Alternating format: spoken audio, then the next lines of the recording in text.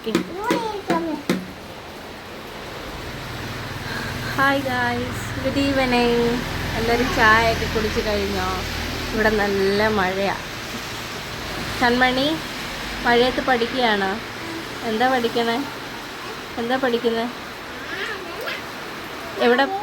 എവിടെ പോവാനാ റെഡി ആയിട്ടിരിക്കുന്നത്? അമ്പലത്തിൽ പോവാണോ? മഴയാണോ? അവിടെ മഴയുണ്ടോ? ഇവിടെ നല്ല മഴയാണ്.